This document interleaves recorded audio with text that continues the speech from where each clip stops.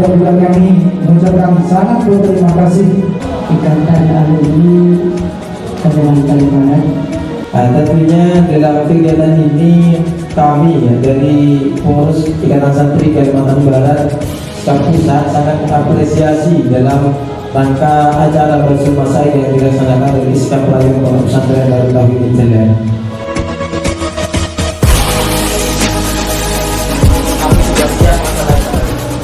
Nah iya, makanya saya tadi malam nonton film Gajah Mada. Perselisihan itu bukan harus dipisahkan, tetapi harus dipersatukan.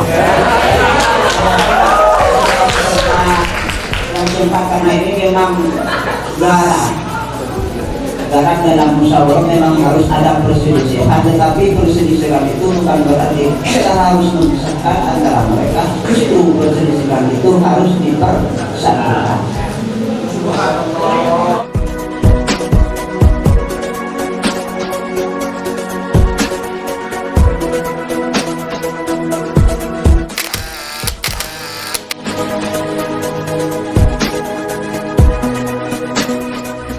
Assalamualaikum warahmatullahi wabarakatuh. Dengan diselenggarakannya FBMI Forum Bahsul Masail Iskap yang diselenggarakan di pondok kami, yaitu Pondok Pesantren Darut Tauhid Injelan Panggung Sampang pada tanggal 9 sampai 10 Rajab 1443 Hijriah atau bertepatan dengan tanggal 10 sampai tanggal 11 Februari. Maka kami di sini ingin memaparkan hasil keputusan FBMI ini. Namun sebelum kami memaparkan, dalam forum ini menjadi dua jalsah atau dua pertemuan. Untuk jalsah yang pertama yaitu musahihnya Al-Mukarram Ustadz Ismail Mubarak, dan yang kedua Al-Mukarram Ustadz Mutamim Yazid. Dan untuk perumusnya ialah Al-Mukarram Ustadz Abdul Halim Fadli, dan yang kedua Ustadz Nurut Taufik, dan yang ketiga Al-Mukarram Ustadz Maisur Sindi. Dan untuk moderatornya yaitu Al-Mukarram Ustadz Khofifur Rizki SH. Dan untuk jalsah yang kedua ini sama untuk musahih, perumus, dan moderatornya. Langsung saja kami di sini ingin membacakan hasil rumusannya, yang mana untuk jalsah yang pertama ini pembahasannya tentang uniknya bisnis toko material. Langsung saja deskripsi masalah. Ketatnya persaingan dalam bisnis jual beli merupakan ajang memutar otak bagi pedagang untuk menciptakan trik-trik atau skill-skill barunya agar bisa menjaga eksistensinya. Berbagai cara telah dilakukan pedagang, mulai dari cara online atau offline, yaitu manual. Contoh kecilnya adalah toko material yang sudah bisa menguasai di berbagai tempat. Dari berbagai cara atau sistem yang digunakan toko material, ada cara yang cukup unik, di mana pemilik toko material membuka peluang bagi konsumen yang berniat untuk membeli bahan bangunan dan tidak langsung mengambilnya. Semisal Pak Budi ingin membeli besi di toko material dan tidak ingin mengambil barang tersebut karena rencana pembangunannya masih lama. Cara ini pemilik toko memperbolehkan asalkan Pak Budi mau memberi uang senilai harga barang tersebut kepadanya. Pada waktu Pak Budi sudah membutuhkan besi tersebut, maka dia boleh mengambilnya sesuai dengan harga barang di awal dia memberi uang.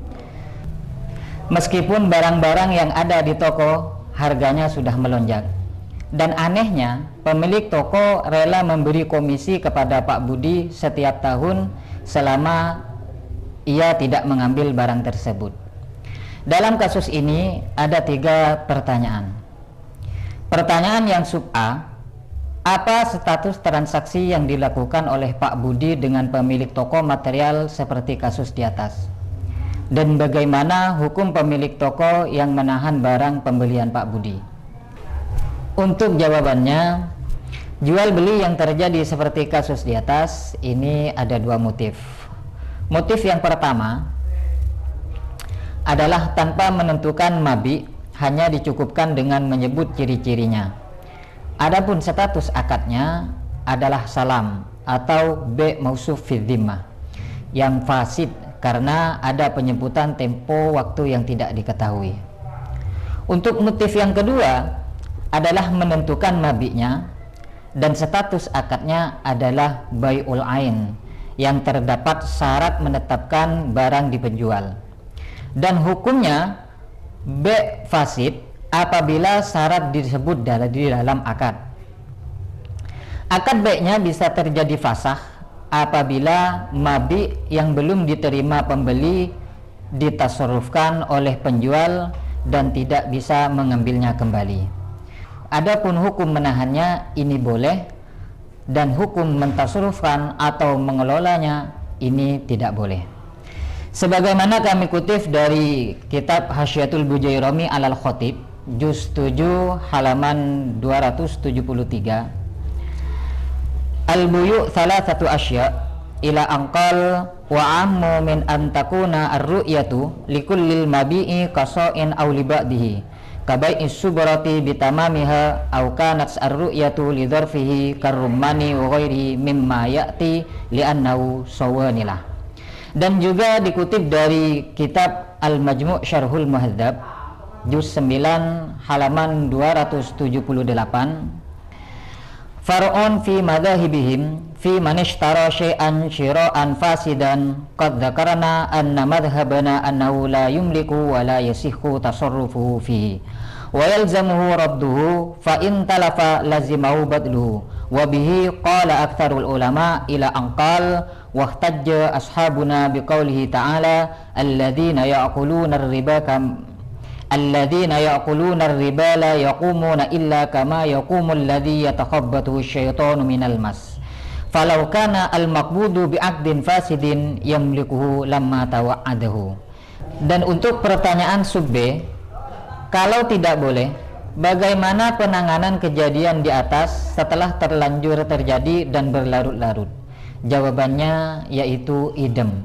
Artinya jawabannya ini sama seperti dengan jawaban yang ada di pertanyaan sub A. Untuk pertanyaan yang sub C, apa status komisi yang diberikan pihak material? Jawabannya, status komisi adalah hadiah karena merupakan bentuk apresiasi dari pihak pemilik toko. Untuk ibaratnya ini dikutip dari I'anatut Thalibin juz 3 halaman 144. Walhasil annahu in malaka li ajlil ikhtiyaj ila anqal wa in malaka biqasdil ikrami ma'asiratin kana hibbatan wa hadiyatan wa in malaka li ajlil ikram min ghairi siratin kana hadiyatan faqat. Untuk kesimpulannya dari kasus ini ada 3 pertanyaan. Untuk pertanyaan yang pertama yaitu apa status transaksi yang dilakukan oleh Pak Budi dengan pemilik toko material seperti kasus di atas. Untuk jawaban ini statusnya yaitu ada 2 motif. Motif yang pertama adalah tanpa menentukan mabiknya, hanya dicukupkan dengan penyebutan ciri-cirinya. Adapun status akadnya yaitu adalah akad salam atau B mausuf fi dhimmah yang fasid karena ada penyebutan tempo waktu yang tidak diketahui. Untuk motif yang kedua adalah menentukan mabiknya, dan status akadnya adalah bai'ul ain yang terdapat syarat menetapkan barang dipenjual, dan hukum B-nya fasid apabila syarat disebut dalam akad. Akad B-nya bisa terjadi fasah apabila mabik yang belum diterima pembeli tersebut ditasarrufkan oleh penjual dan tidak bisa mengambilnya kembali. Dan untuk pertanyaan bagaimana hukum pemilik toko yang menahan barang pembeli Pak Budi, barang yang sudah dibeli oleh Pak Budi ini, untuk hukumnya yaitu hukum menahannya itu boleh, dan untuk hukum mentasarrufkan atau mengelolanya ini tidak boleh. Dan untuk pertanyaan yang sub B, kalau tidak boleh, bagaimana penanganan kejadian di atas setelah terlanjur terjadi dan berlarut-larut? Ini jawabannya sama dengan jawaban yang ada di pertanyaan sub A. Apa status komisi yang diberikan pihak material? ini status komisinya adalah hadiah karena merupakan bentuk apresiasi dari pihak pemilik toko. Inilah hasil keputusan dari jalsah yang pertama. Untuk jalsah kedua, yaitu pembahasannya tentang hati-hati cengkraman maut. Langsung saja kami bacakan deskripsi masalahnya. Seringkali kita temukan berbagai penyakit yang bisa merenggut nyawa dan masih belum ditemukan obatnya, sehingga para dokter kebingungan mengatasi penyakit tersebut.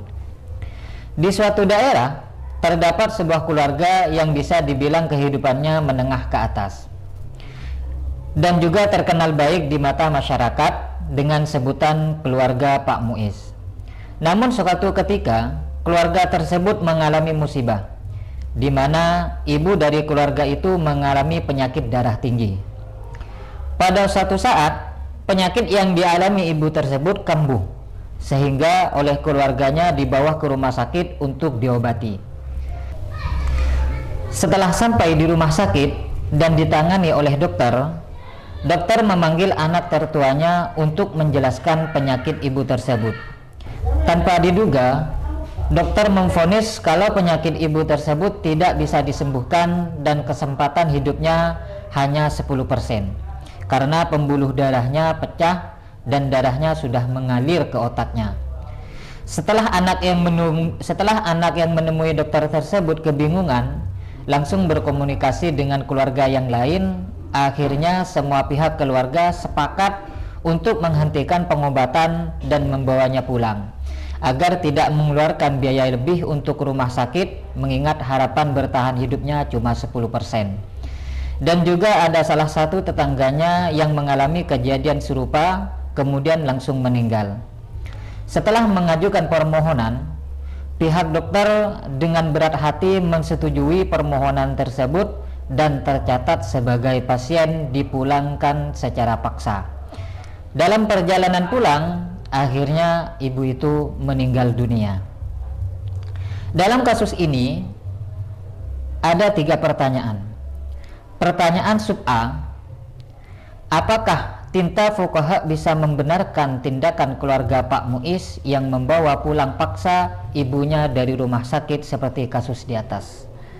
Untuk jawabannya, dibenarkan selagi ada keterangan dokter yang profesional kalau penyakit pasien tidak bisa atau sulit untuk disembuhkan. Dikutip dari kitab Al-Ghurarul Bahiyah fi Syarhil Bahjatil Wardiyah, wa yusannu lahu ayyata'ahada nafsahu ila anqal wa ayyasbira 'alal maridi ayyatadawa fa in tarakahu tawakkulan fa fadilah. Qauluhu wa ayyatadawa qala fir rawdah wa yukrahu ikrahuhu 'ala tanawulid dawa. Adz-dzahir anna hadza illam yu'lam aw yudhanna an tarkahu yufti ilal khalaqi kama qila fi asli tadawa. Untuk pertanyaan sub B, kalau tidak dibenarkan atau dibenarkan, masihkah keluarga tersebut mendapatkan warisan? Untuk jawabannya ini idem, yaitu dengan artian mengikuti jawaban yang ada di pertanyaan sub A. Dan untuk jawaban sub C, bolehkah dokter memprediksi sisa hidup seseorang seperti dalam deskripsi di atas? Untuk jawabannya ini juga sama, idem, yaitu mengikuti jawaban yang ada di pertanyaan sub A. Kesimpulannya, dalam kasus ini pertanyaannya, apakah tinta fuqaha bisa membenarkan tindakan keluarga Pak Muiz yang membawa pulang paksa ibunya dari rumah sakit seperti kasus di atas? Jawabannya ialah dibenarkan selagi ada keterangan dokter yang profesional kalau penyakit pasien itu atau ibu tersebut tidak bisa atau sulit untuk disembuhkan. Dari sekian jawaban ini sudah kami membacakan sedikit takbirnya yang kami sudah anggap cukup. Dan untuk lebih jelasnya, ini takbirnya itu banyak dari berbagai macam kitab, namun hanya sedikit yang kami bacakan yang menurut kami itu sudah cukup.